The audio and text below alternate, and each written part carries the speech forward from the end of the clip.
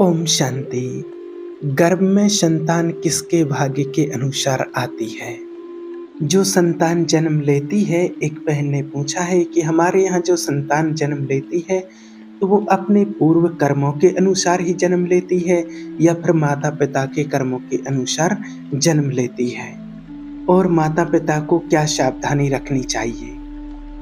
तो देखिए, हर आत्मा अपने अपने कर्म के अनुसार ही जन्म लेती है। हर आत्मा अपना कर्म करती है और उस कर्म के अनुसार ही उसको अपना भाग्य मिलता है। अपना कर्म करके ही वो अपना भाग्य निश्चित करती है। हर आत्मा अपना कर्म करके ही वो अपना प्रारब्ध बनाती है और फिर अपना बना हुआ, अपने द्वारा ही लिखा हुआ जो कर्म करती है उसी का प्रारब्ध हर आत्मा भोगती है। तो जिस आत्मा का चाहे कहीं भी जन्म हो, वो अपने कर्म के अनुसार ही उसको जन्म मिलता है। उसने जो कर्म किए हैं और अपने कर्म अनुसार जिन आत्माओं से उसका हिसाब किताब है, वो उन्हीं आत्माओं के यहाँ उसका जन्म होता है। कई बार ये भी देखने में आता है कि कई माता पिता बहुत परेशान रहते हैं इसी चीज़ से कि माता पिता बहुत अच्छे हैं लेकिन उनकी संतान बहुत दुख देती है उनको। या कई बार ऐसा भी होता है कि संतान बहुत अच्छी है लेकिन माता पिता उनको दुख देते हैं। तो ये क्या है? कई बार लोग ये भी कहते हैं इनके माता पिता तो बहुत अच्छे थे लेकिन संतान देखो इनके यहाँ कैसी निकली, कैसी संतान ने इनके यहाँ जन्म लिया है। कितना परेशान रहते हैं सोच सोच करके। तो देखिए, आपको पहले भी बताया है कि जो भी आत्मा आती है तो वो सब अपने कर्मों का हिसाब किताब चुकतू करने ही आती है। हमने किसी आत्मा के साथ किसी जन्म में कोई हिसाब किताब बनाया था और उसी हिसाब किताब को चुकतू करने के लिए अगर हमने किसी को कभी सताया होगा, कभी दुख दिया होगा, तो हम वो ही उन आत्माओं से ऐसा आपका संबंध बनेगा कि उन आत्माओं के पास आपको जन्म लेने के लिए जाना पड़ेगा। अगर किसी को दुख दिया है तो दुख भोगना पड़ेगा, अगर किसी को सुख दिया है तो सुख भोगना ही पड़ेगा। हर मनुष्य आत्मा अपने पूर्व जन्म के या इसी जन्म के किए हुए कर्मों का हिसाब किताब अपना भाग्य लेकर के ही वो साथ में जाती है और उसी के अनुसार अपने कर्मों के अनुसार ही उसको अपना घर मिलता है, परिवार मिलता है, संबंधी मिलते हैं और उसी के अनुसार उस आत्मा का वहाँ पुनः जन्म होता है। कई लोगों के यहाँ बहुत अच्छे पुत्र पुत्री जन्म लेते हैं तो लोग कहते हैं कि इन्होंने कोई बहुत अच्छे पुण्य कर्म किए थे, इस कारण से इनके यहाँ इतनी अच्छी संतान ने जन्म लिया है।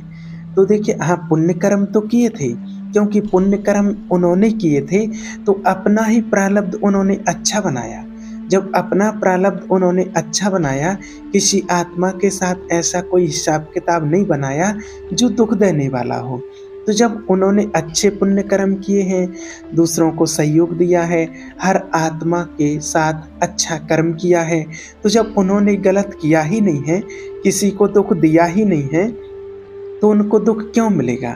तो जब उन्होंने अच्छा कर्म किया है तो उनके यहाँ सब अच्छे ही आएंगे, संतान भी अच्छे आएगी और जो भी उनके यहाँ संबंधी मिलेंगे उनको सब अच्छे ही आएंगे।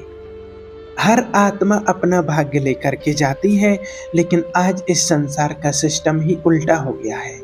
आज जिन चीज़ों को हम छोड़ कर के जाते हैं उन चीज़ों को बटोरने में लगे हैं, इकट्ठा करने में लगे हैं, और जिन चीज़ों को लेकर के जाना है उस चीज़ के ऊपर किसी का कोई ध्यान नहीं है।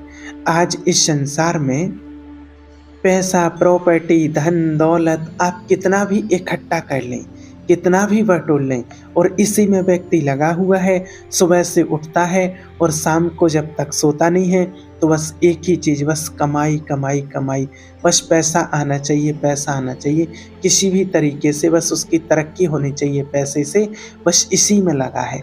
और पैसा कितना भी आ जाए उसको कहते कितनी कमाई हो गई, इनकी कितनी कमाई हो रही है, कितनी इनकम हो रही है। तो जो कमाई है वो कमाई कितनी भी आ जाए लेकिन वो कहा ही जाता है कम आई। कमाई यानी कि उसका संधि विच्छेद करो, कम प्लस आई यानी कि कम आई। कितना भी आ जाए फिर भी लोग कहते हैं कम आई, उसका नाम कमाई है। और आप उसको कितना भी कमा लो, आज देखिए इस संसार में प्रतिदिन हजारों लोग आ रहे हैं और हजारों लोग जा रहे हैं। इस सृष्टि पर हजारों लोगों का जन्म हो रहा है और हजारों लोगों की मृत्यु हो रही है। तो आना और जाना निरंतर प्रक्रिया लगी हुई है। लेकिन आज तक कोई भी ऐसा महावीर नहीं जन्मा है जो यहाँ से एक माचिस की काड़ी लेकर के अपने साथ गया हो। आज तक आपने देखा हो कोई ऐसा आया हो? कोई भी नहीं जो कि यहाँ से एक माचिस की काड़ी लेकर के गया हो। और उसके लिए कोई चौकीदार भी नहीं है कि भगवान ने कोई चौकीदार बैठा दिया हो कि भाई आप यहाँ से कुछ लेकर के नहीं जा सकते हैं। उस प्रभु की ऐसी विधि बनी हुई है कि कुछ भी लेकर के नहीं जा सकते हैं। सिर्फ लेकर के जा सकते हैं तो अपना कर्म, अपना जो इस जीवन में धर्म पुण्य कर्म किया है। अच्छा किया हो वो भी जाएगा, बुरा किया हो वो भी जाएगा। तो उस कर्म के ऊपर किसी का कोई ध्यान नहीं है। तो जो साथ में जाने वाली चीज़ है वो है हमारा कर्म, और उस कर्म के ऊपर कोई ध्यान नहीं देता है। और जो यहाँ छोड़ के जाने वाली चीज़ें हैं उसके ऊपर हर कोई ध्यान देता है और उसी में अपना जीवन लगा देता है। और देखिए जो आत्मा अच्छे पुण्य कर्म करती है तो उसको माता पिता भी वैसे ही मिलते हैं, अपने कर्मों के अनुसार ही उसको मिलते हैं। चॉइस नहीं करनी पड़ती है कि हमें ये माँ मिले, ये पिता मिले, ये भाई मिले। वो चॉइस अपने कर्मों की है।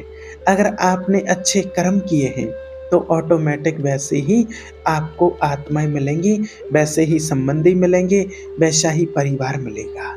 और हर आत्मा अपना भाग्य जो कर्म करती है वो भाग्य लेकर के जाती है।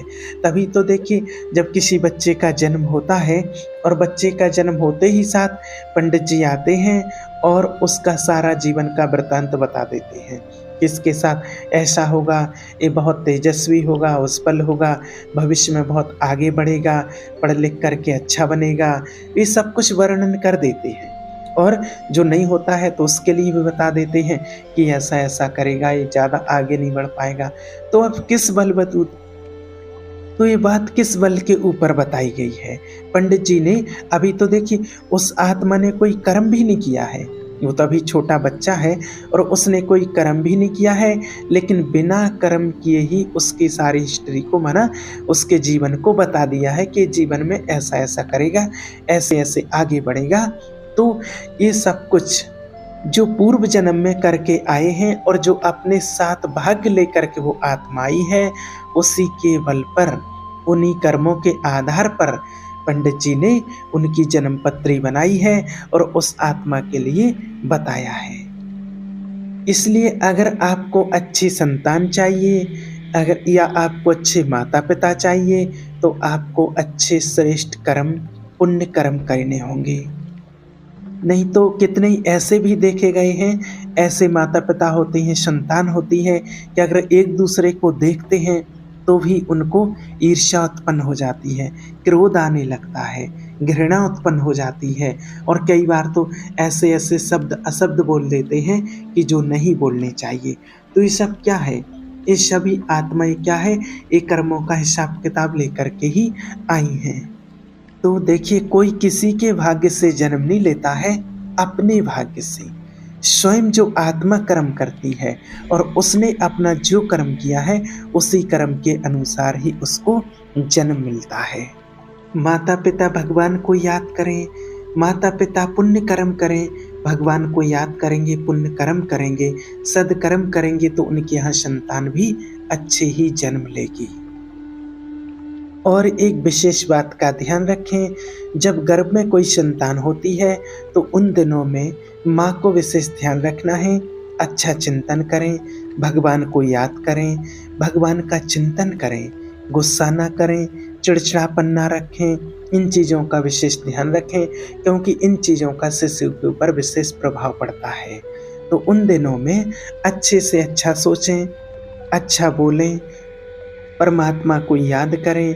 और सुबह जब उठते हैं और रात्रि में जब सोते हैं उस टाइम पर एक विशेष ध्यान रखना है कि जहाँ सोएं तो हो सके तो वहाँ भगवान का कोई अच्छा चित्र हो, फ़ोटो हो तो वो देखें और उसको देख कर के चिंतन करते-करते सोएँ और जब उठें तो उठते ही साथ उसको देखें और उसका ही चिंतन करते हुए फिर उठें।